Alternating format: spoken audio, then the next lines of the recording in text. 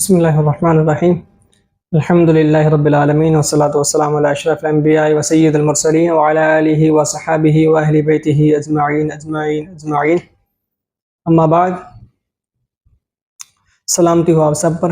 آج ہم چھٹی نشست میں ایک اہم موضوع پر گفتگو کرنے کے لیے آپ کے سامنے حاضر ہیں، جس میں ہم دور حاضر کا ایک حساس موضوع جس کو ایتھیزم الحاد کہتے ہیں، جو عالم اسلام کے پوری دنیا کے اندر جو مذہب تمام اس مذہب کو رد کر کے ایک الگ فکر اپنی بنا کر ایک یعنی الگ بنیاد پر کھڑا ہوا ہے. ہم اس کو جاننے کی کوشش کریں گے، اس کی بنیادی تعریفات کیا ہیں، اپنی اصطلاحات جو استعمال کرتے ہیں ان اصطلاحات کی نوعیت کیا ہے، اور ان اصطلاحات کو دیکھ کر ان کے شکار کون لوگ ہو رہے ہیں، ان کے اسباب کیا ہیں، اور پھر ان اسباب کو جاننے کے بعد ہم یہ بھی کوشش کریں گے کیا وہ صرف اسلام کا ہی دشمن بنا ہوا ہے الحاد، یا باقی مذاہب کو بھی اپنی لپیٹ میں لیتا ہے. اور یہ بھی جاننے کی کوشش کریں گے کہ ہم اسلام کے جو پیروکار ہیں، دین اسلام کو ماننے والے ہیں، ان کو اس الحاد کے شکار ہونے سے کیسے بچایا جا سکے. تمام چیزیں ہم آج کے اس موضوع میں پروفیسر صاحب سے جاننا چاہیں گے. چلیں ہم سب سے پہلے پروفیسر صاحب سے یہ پوچھنا چاہیں گے کہ ہمیں الحاد کی تعریف بتائیں. الحاد کہتے ہیں کس کو، کون ایتھیسٹ ہے اور کون تھیسٹ ہے؟ صلاۃ و سلام علیک یا سیدی یا رسول اللہ وعلی آلک و اصحابک یا سیدی یا حبیب اللہ. اما بعد، معزز مکرم ناظرین و سامعین، جیسا کہ ہمارے میزبان جناب دیدار حسین صاحب نے ابتدا میں یہ فرمایا ہے کہ آج ہم الحاد پر گفتگو کرنے والے ہیں.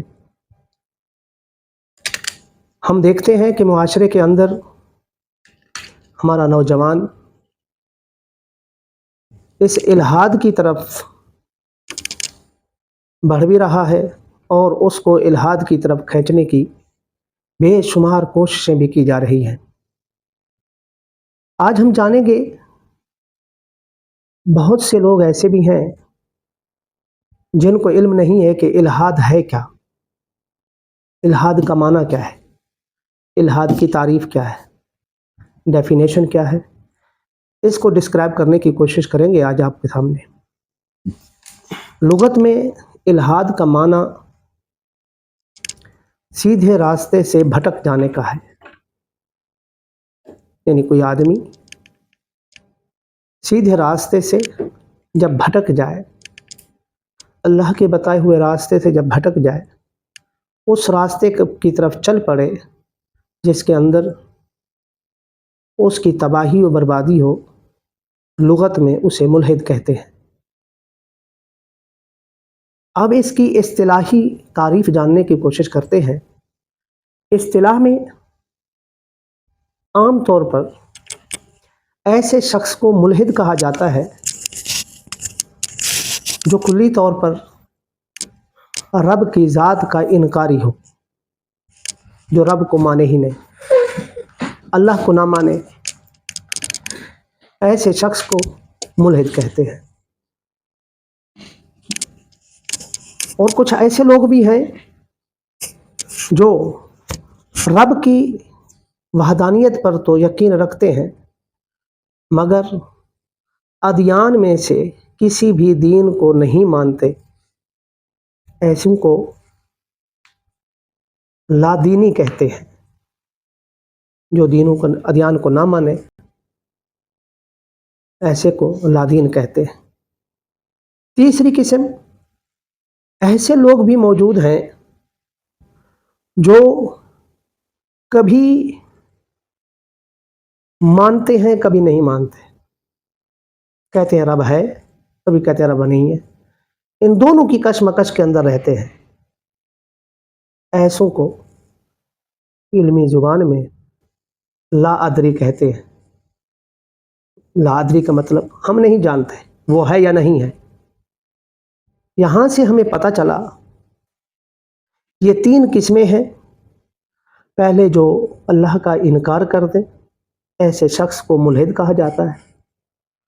دوسرا، رب کو تو مانے मगर उसके जो अदियान हैं किसी भी दीन को न माने उसको लादीन कहते हैं।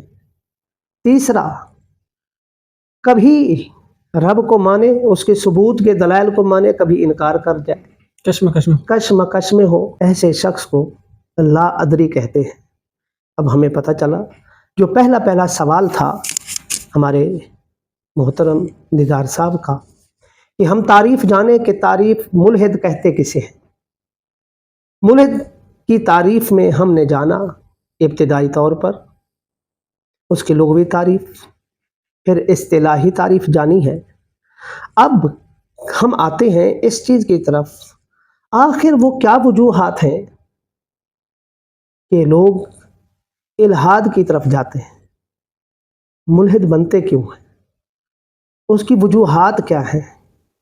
क्या कोई ख़ास वजूहात है या कि ये कोई ख़ास कौम है कि जिसको मुल्हिद कहा जाता है, या कुछ ऐसे वजूहात हैं जिन वजूहात की बिना पर लोग इल्हाद की तरफ जाते हैं? उसकी कई सारी वजूहात हैं जिसकी तरफ वजह से लोग इल्हाद की तरफ जाते हैं।